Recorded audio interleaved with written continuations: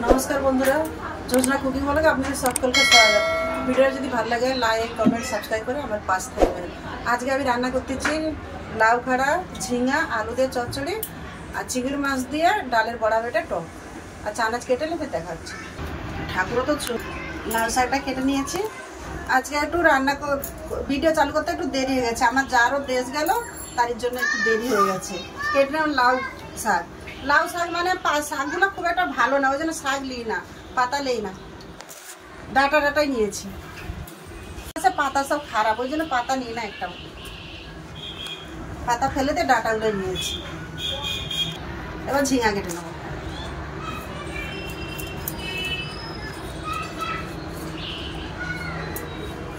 কালকে আপনাদেরকে বলেইছিলাম চিংড়ি মাছের মাথা রেঁধেছিলাম, চিংড়ি মাছগুলো রাখা ছিল। চিংড়ি মাছদের দুটো তরকারি করবো, লাউ শাকের আর টক। ঝিঙা কেটে নিয়েছি, আলু কেটে নেব। আলু কাটা হয়ে গেছে।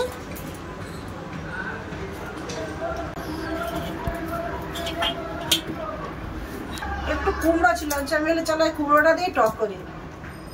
কুমড়ো, ডালের বড়া আর চিংড়ি মাছদের টক।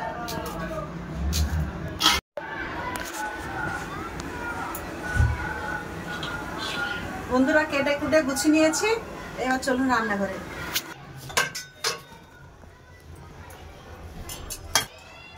বন্ধুরা তরকারির জন্য কড়াই বুস করে দিলাম। রোজের মতো ভাতাল,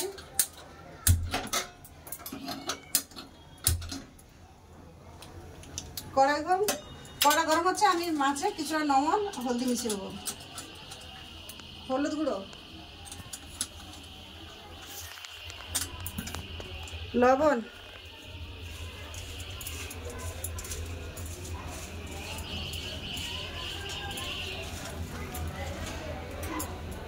একটু বড়গুলো বেছে নেবো, বড়গুলো টকে দেবো, ছোটগুলো চচ্চড়িয়ে দেবো। চিংড়ি মাছগুলো আলাদা আলাদা করে বেছে নিলাম, এটা টকে দেবো, এটা চচ্চড়ি দেবো ছোটগুলো। কড়াই দিয়ে দিলাম সরষের তেল।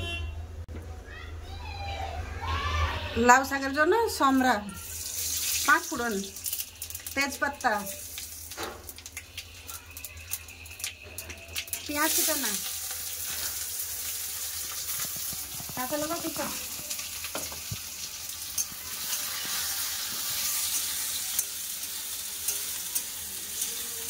পেঁয়াজ চিংড়ি মাছগুলো আলাদা করে চিংড়ি মাছ ভাজি না, আমাদের এখানে বরফের চিংড়ি মাছ তো জল বাড়িয়ে যাবে প্রচুর, ওই জন্য এর উপরে দিয়ে দিচ্ছি, পেঁয়াজের উপরে চিংড়ি মাছ দিয়ে দিচ্ছি।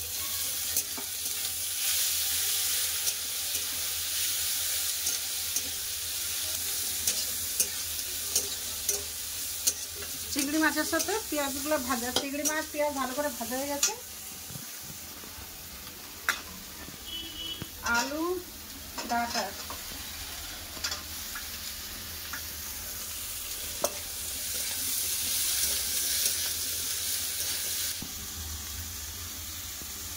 দিয়ে দেবো, ঝিঙ্গা,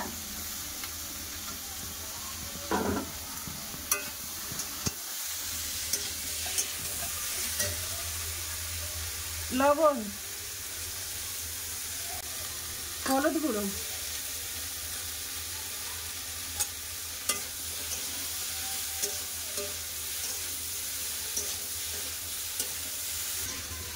ভালো করে কষে নিয়েছি। এবার ঢাকা দিয়ে দেবো। এই ঢাকা ওই সিদ্ধ থেকে তাতে আমি ডাল আর একটু জিরা বেটে দেবো, চচ্চড়ির জন্য জিরা, টকের জন্য ডাল।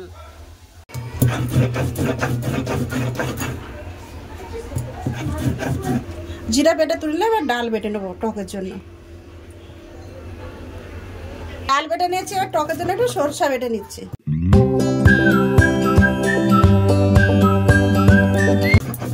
সব বাটা আমার হয়ে গেলে এবার তরকারিটা খুলে দেবো। ঝিঙা দিয়ে ডাটা, ঝিঙা দিয়ে আলু দিয়ে জল বাড়াইছে, সব সিদ্ধ হয়ে গেছে। ঝিঙা দিয়ে ডাটা দিয়ে জল বাড়াইছে। এবার কিছু মশলা দিয়ে দেবো, ধনিয়া গুঁড়া,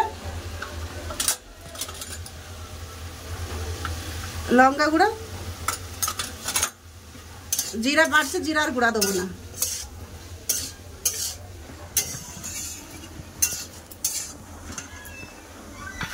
দিয়ে দিলাম জিরা বাটা।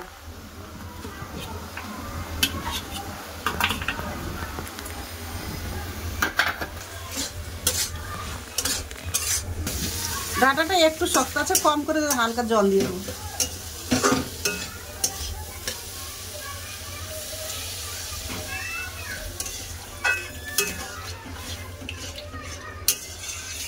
দশ মিনিটের জন্য ঢাকা দিয়ে দেবো।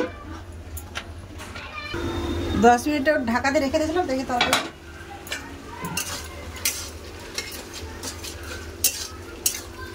দেখ সব সিদ্ধ হয়ে গেছে নাকি। সব কিছু ভালো করে সিদ্ধ হয়ে গেছে, এবার আমি ঢেলে নেব।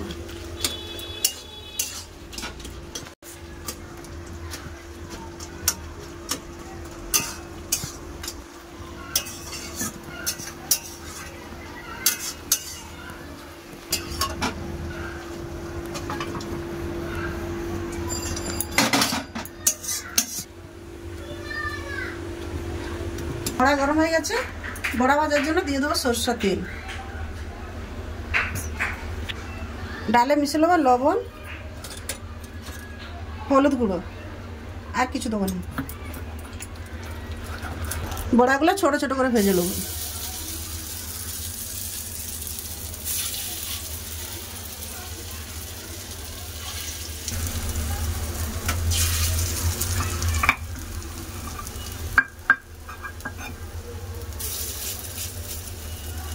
ভাজা গেছে, এবার উল্টে দেবো।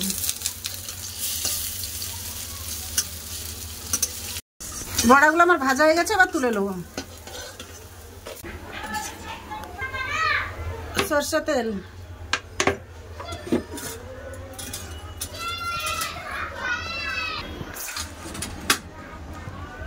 দিয়ে দিলাম 5 ফোড়ন, একটা শুকনো লঙ্কা কেটে,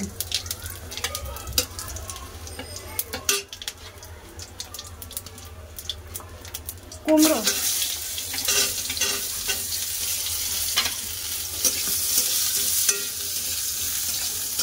লাউগুলো ভাজা ভাজা আছে, এবার দিয়ে দেবো চিংড়ি মাছ,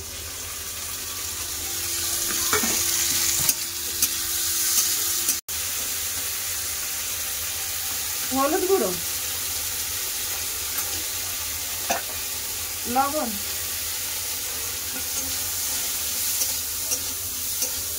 টকের চিংড়ি মাছ বেশি ভাজবো না, এবার দেবো তেঁতুল গুলানোর জল।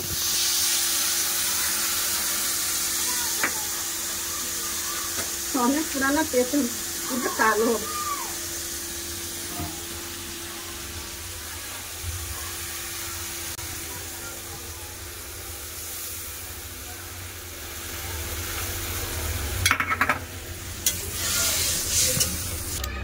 কুমড়োটা সিদ্ধ হবে, একটু জল দিয়ে দেবো, আর একটু 5 মিনিট মতো ঢাকা দিয়ে দেবো।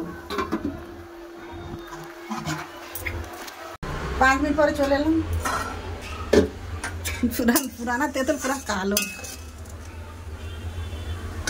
কুমড়ো খুব সুন্দর সিদ্ধ হয়ে গেছে, এবার দিয়ে দেবো ভেজে রাখা বড়ি।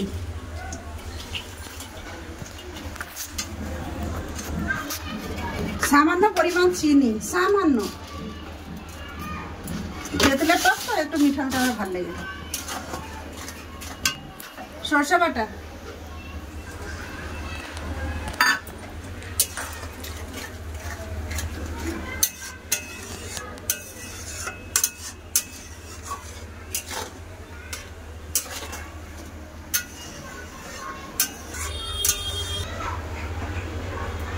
হয়ে গেছে, ঢেলে নেব।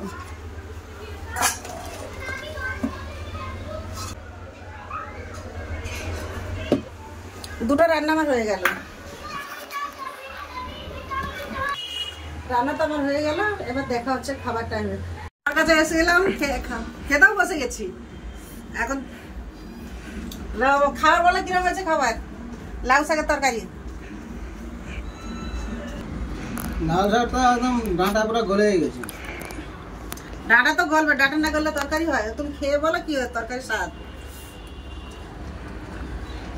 ভালো লাগছে, এটা ভালো লাগছে। মাছের টক খেয়ে দেখো, চিংড়ি মাছের টকটা ভালো আছে, পুরানো তেঁতুল না, টকটা ভালো, মিঠা মিঠা লাগছে। ভালো লাগছে। আচ্ছা, আমিও খেয়ে দেখি কিরকম লাগছে তরকারিটা।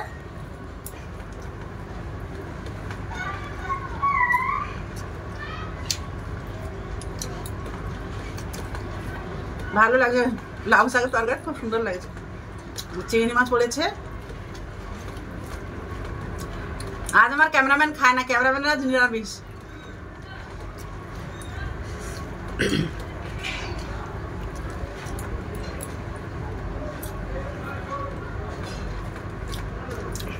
খাওয়া দাওয়া তো হতেই দেবো। ভিডিওটা আমি এখানেই শেষ করছি। ভিডিওটা যদি ভালো লাগে লাইক কমেন্ট সাবস্ক্রাইব করে আমার পাশে থাকবেন।